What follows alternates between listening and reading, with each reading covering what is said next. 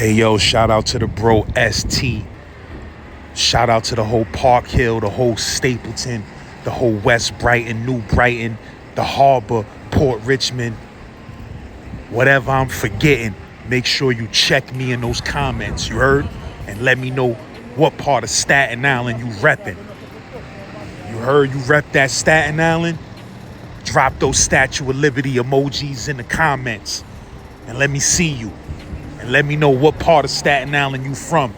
Comment gang, I need y'all to get at this. You already know I need about 200 comments on this in the first couple of hours. You heard Slim Blunt gang in the building, man. Get at me if you need that promo for your brand, for your artist, for your music, your video. Get at me. I get you seen by the whole city. That's a fact. If you ain't subscribed to the channel, make sure y'all subscribe to the channel. Hit that bell so you get a notification anytime I drop a new episode. Make sure y'all subscribe to that Gen Pop TV page. You heard it's exclusives up there that's only on Gen Pop TV, and it's a bunch of classic episodes that a lot of y'all dudes new to the channel ain't see yet. You heard? Z-Man Suicide Polo with the Ski Man running around the hood like He-Man at 3 a.m. with 3 swams looking for a dude that ran off with 3 grams. Let's get it. They was accusing me of the most heinous of acts, you hear me? Out here on Staten Island. Let the streets tell it. I done killed more niggas than cancer. If you let the streets tell it, you get bigger than who you are. That's why I never really told my story. I let them do it. I don't try to prove myself innocent in the court of public opinion. If somebody think I did something, let's get it. Let's do it. Because I don't let a cur dog build courage. You know what I'm saying? Motherfuckers be cowards, sitting off to the side, leaving you alone. And when you show them too much mercy, they try to move on you. Somebody question me about something, whatever you think I did, what you want to do for that? What do you want to do? And with that, if you don't want to do nothing, I really, really don't want to do nothing.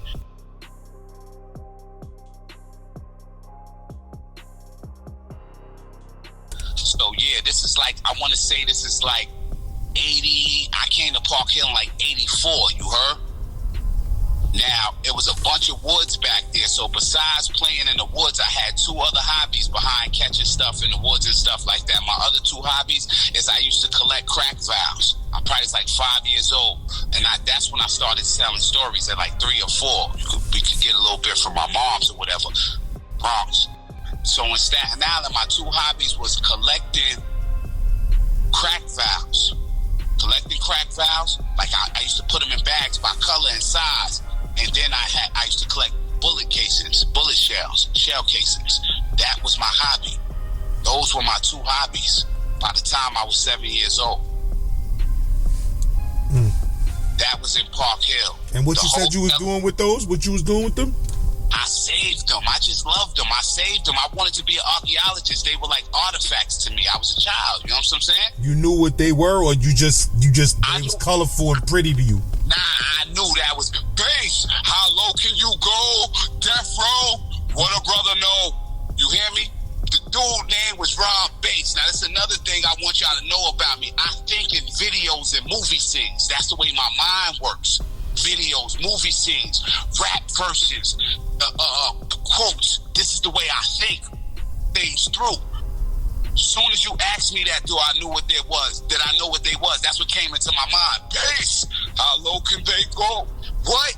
It was lit, bro. Crack was, niggas was hot. What? Higher than the cost of living. Crack was out there. I was getting all of the bottles. Sometimes the drug dealers used to buy them back off of me if they couldn't find none at none of the baggy spots and none of the bottle spots. They'd come back and buy them back off of me. Some of the fiends used to buy them off of me to scrape the residue out of them. I didn't want to give the shits back though. But the most controversial thing was when I had them shells from them knockdowns. You hear me?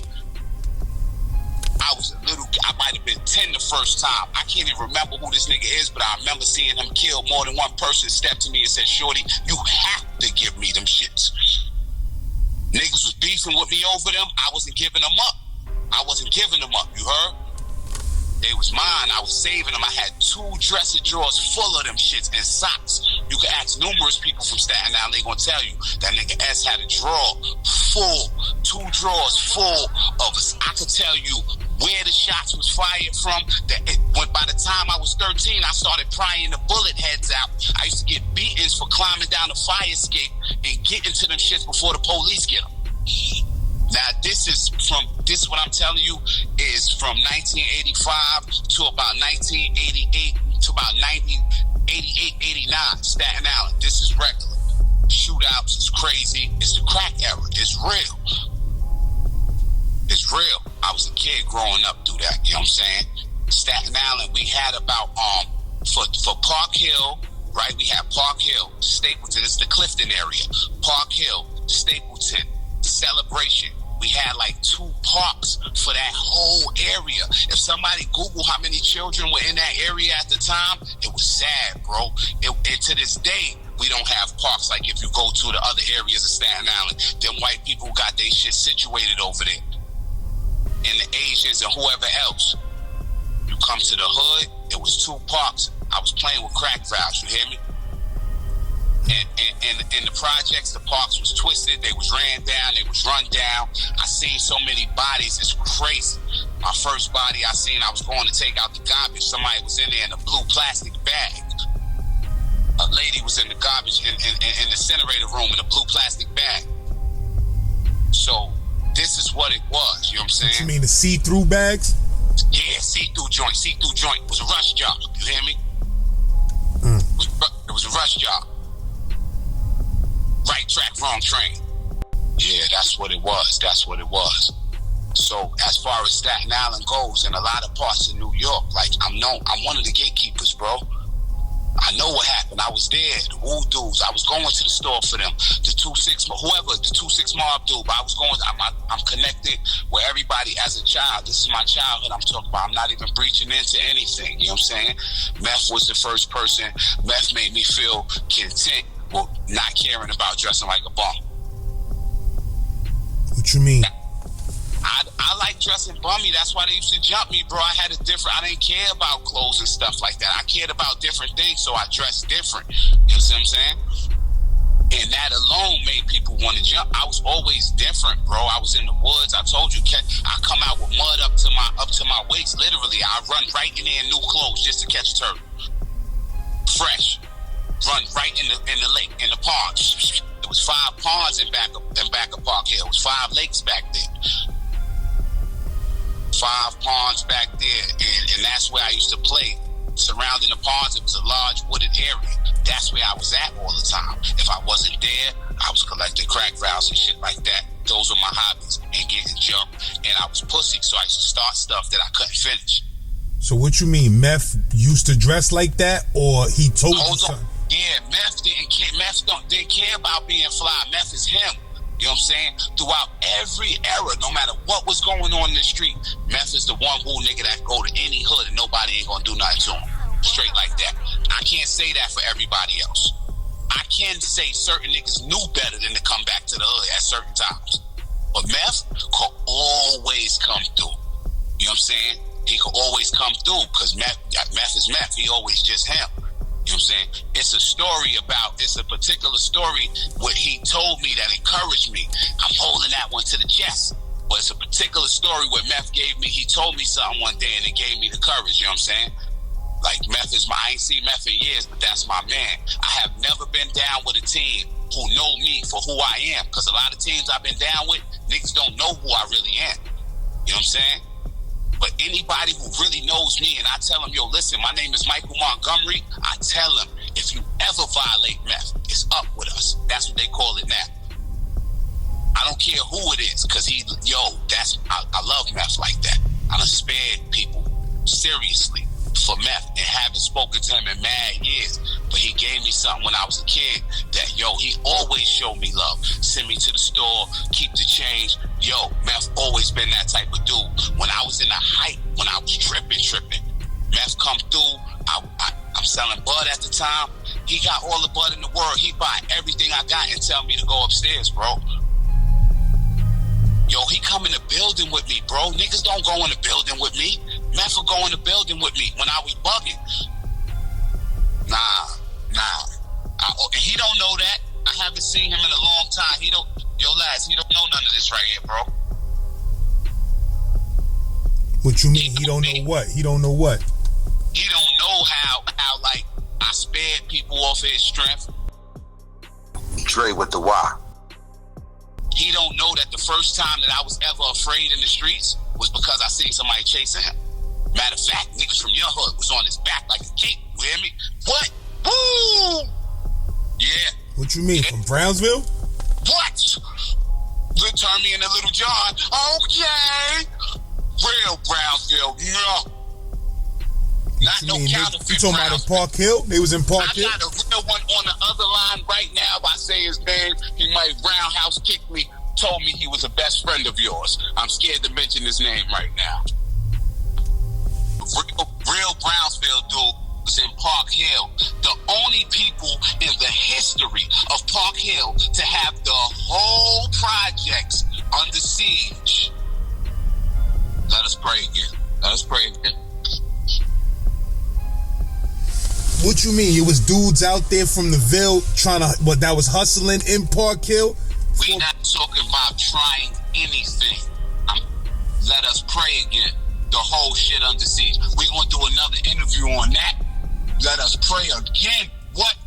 Gus told him to be, man. Broke K-Leg again. Shh, let us pray again. I think it's songs, bro.